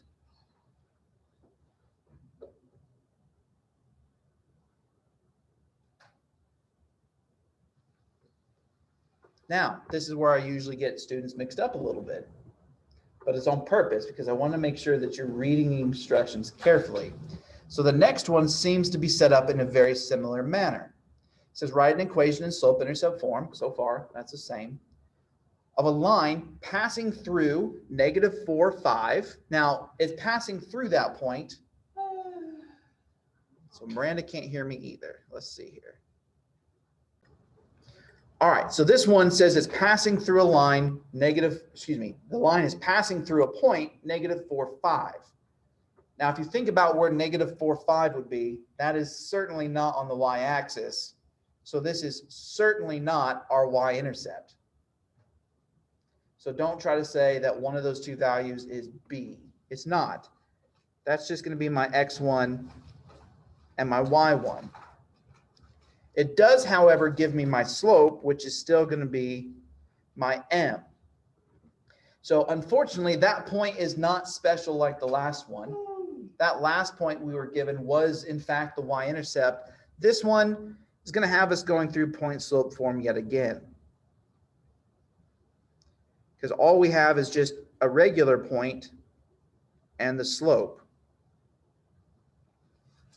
So y minus y1 equals m times x minus x1. Probably going to have to get creative here with the space I have. Dropping in the values, we should get y minus 5 equals a -1/4 parentheses x minus x1, which is a -4. I am. Is it a delay? Great. Maybe it'll catch up here in just a moment. Oh, it's going to kick me altogether. So sorry for that little delay. Point slope form, I've dropped in the values now. Everything's where it should be. I would suggest, though, taking that extra step.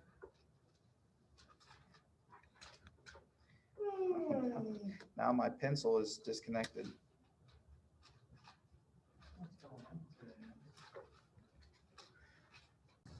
So I'm going to take the extra step here to rewrite it, getting rid of that double negative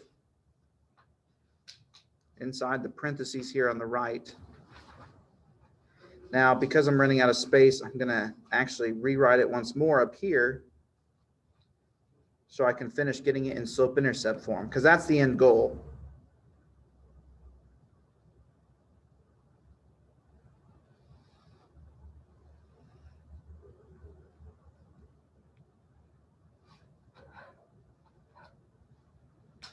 So what should catch our eye next? It's a good question, Jay. I cannot use the Apple Pencil while it's charging because it magnetically attaches to the side of the iPad. It's a good question. It'd be nice if I could use it, but thankfully it charges very quickly. It went, in that a minute and a half or so, it went from 0 to 18%. So fingers crossed. Sorry, Toby, you said parentheses, right? Yes. So we're going to knock out these parentheses here on the right by distributing the negative 1/4, which should give us negative 1/4 x, then negative 1/4 times 4. If you want to use that trick again, we'll take 4 times negative 1, which is negative 4. Negative 4 divided by the 4 on the bottom should give us a negative 1 here on the right. Bring down the y minus 5.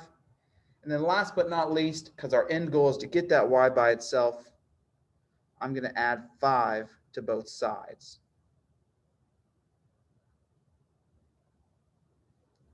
So kind of cramped, but I should get y equals negative 1/4 x plus 4.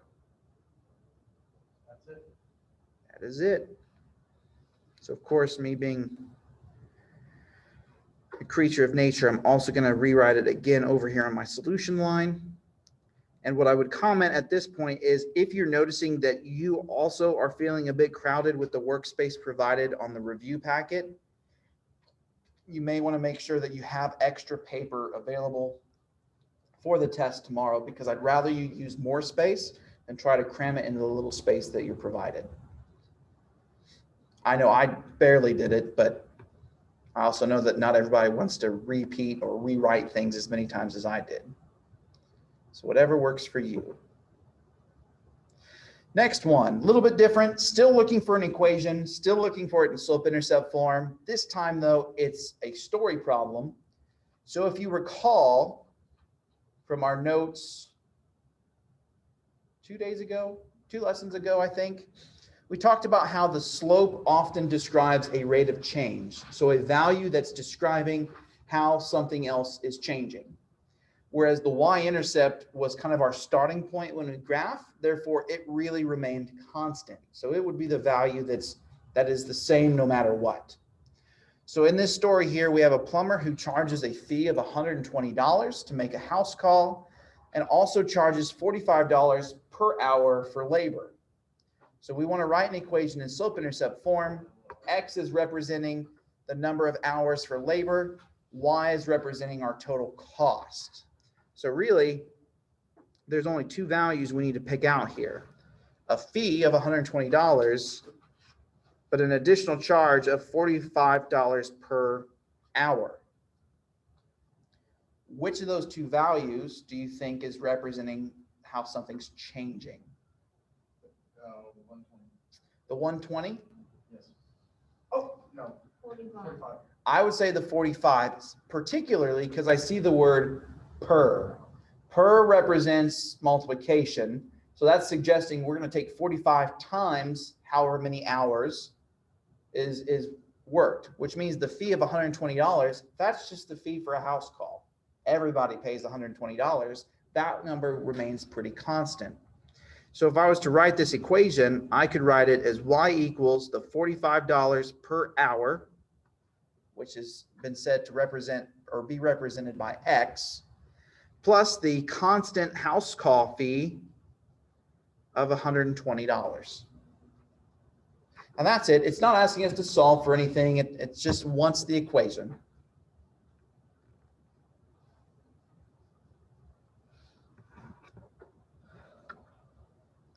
Last one on this page, again, still looking for the equation. So ideally, if I can figure out the slope and the y-intercept, we're golden. This time, all we're given is a graph of a line. So I usually actually find the y-intercept first myself because it's very, very visual. The y-intercept is the point where it crosses the y-axis. And that point appears to be right here at +1.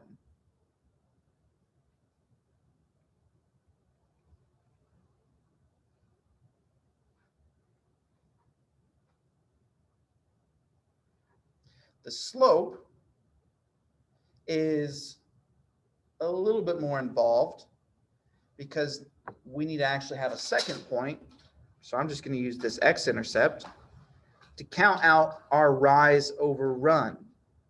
So if I was to go from the y-intercept to the x-intercept, I would have to go down 1 unit, which would be -1. And over 2. And over to the right 2 units would be a +2. So this is my rise. This is my run, which means my slope would be -1 over a +2. So with a y-intercept of 1, a slope of -1/2, we should get the equation y equals -1/2 x plus 1.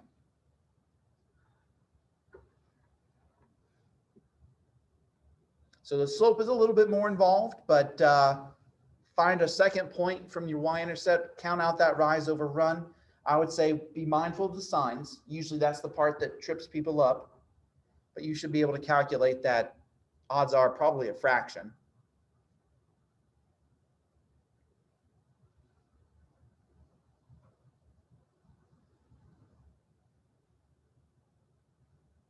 But that gives us our equation. So as you can see, there's lots of scenarios where you can be given information in a variety of ways, even though your end goal is still the same, an equation in slope-intercept form.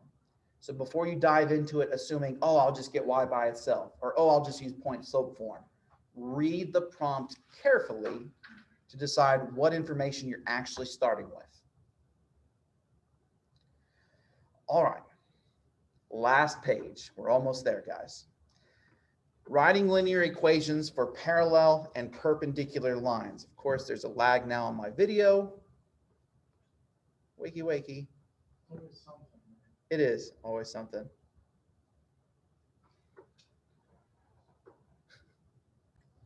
So the last page here is writing equations for parallel and perpendicular lines. The first one isn't even asking us to write an equation. It's simply asking what is the slope of a line perpendicular to y equals 2x plus 4. So I see the word perpendicular and I need to remind myself that perpendicular lines have opposite reciprocal slopes.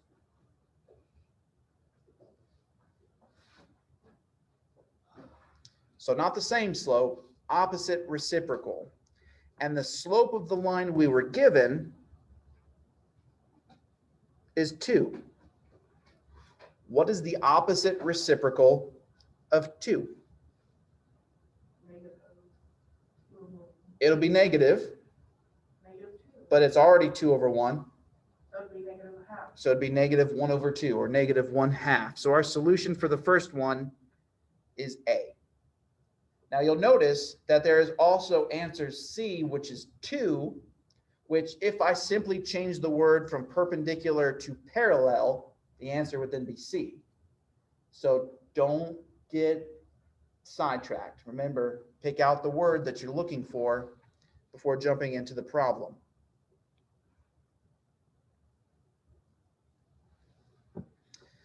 The next two are going to feel very, very similar to each other. Oh, please don't freeze.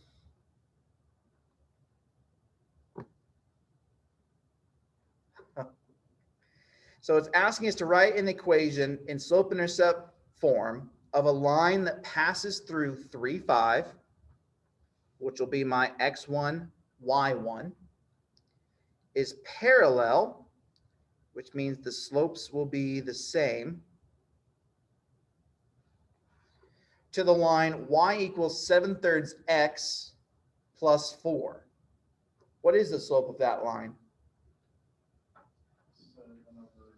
7 over 3. And since they are parallel, that is the slope we're going to use. So we happen to have exactly enough information to use point slope form.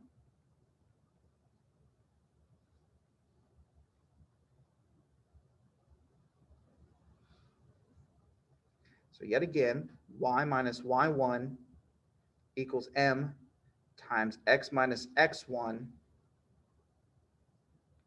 Everything should be labeled now. So we're just going to start dropping it in.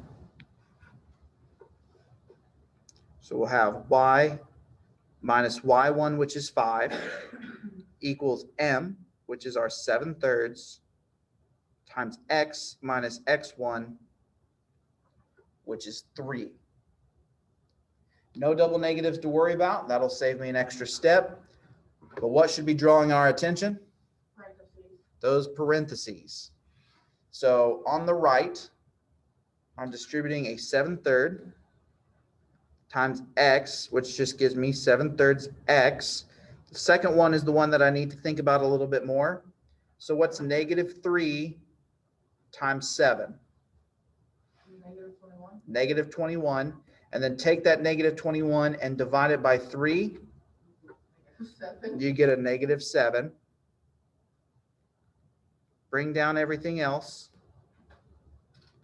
What still needs to move? Add 5 to both sides, getting that y by itself. I'm actually going to cheat a little bit here and just go ahead and point over here what's going to happen. Because at this point, I'm getting a little bit lazy because today's been a longer day. So I should get y by itself equals the 7/3 x, and then -7 plus 5, close, would be a -2.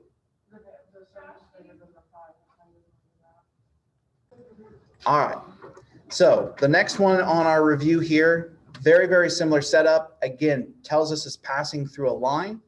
The only thing that's really changed here is instead of being parallel to another line, it is perpendicular to. So it still gives us a point, which is our x1, y1, but perpendicular, of course, instead of using the same slope, we're going to use opposite reciprocal slopes.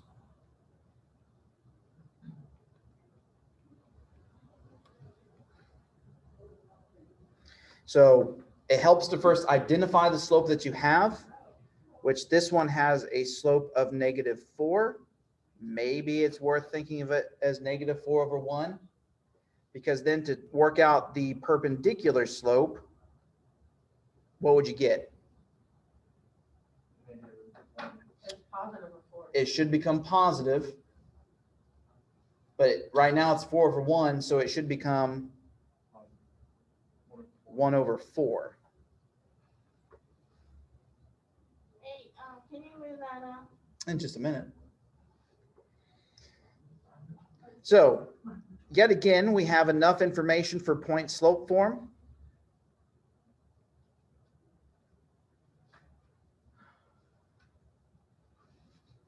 So y minus y1 equals m times x minus x1.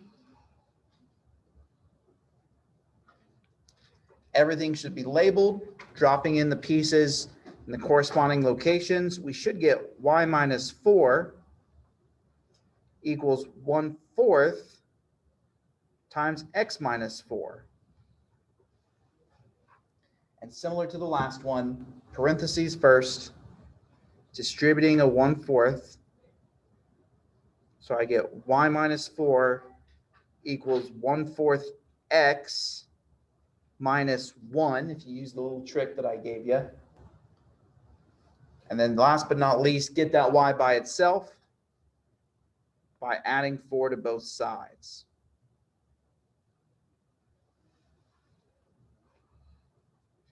So y equals 1/4 x plus 3.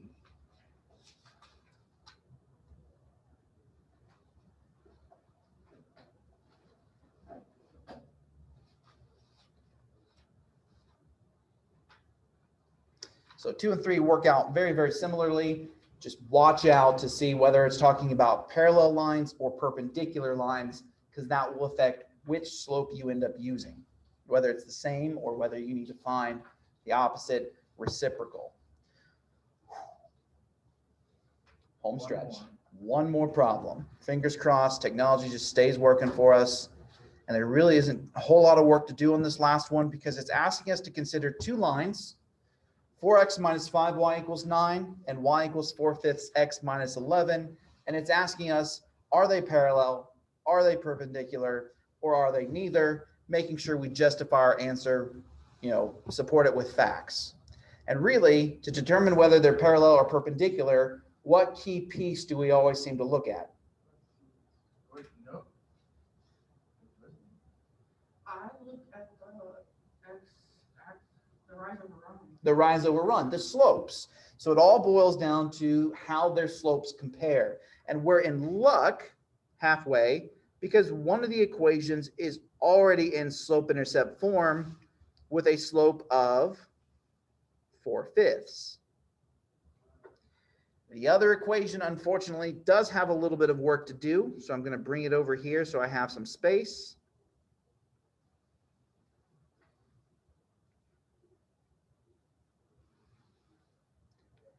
Getting that y by itself, I'm going to first subtract 4x from both sides.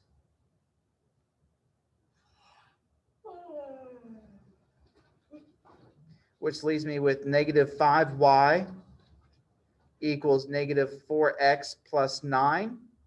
And then I divide everything by negative 5.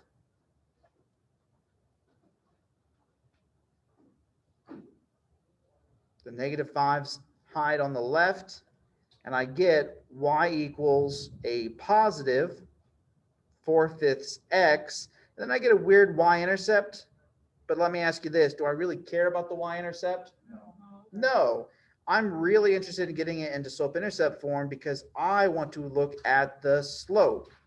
And the slope for this one is 4/5. Why are they parallel?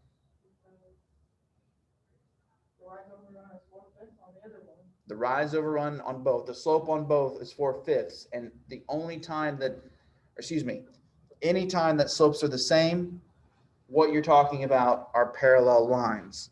So our final answer here will say that they are parallel lines because their slopes are the same.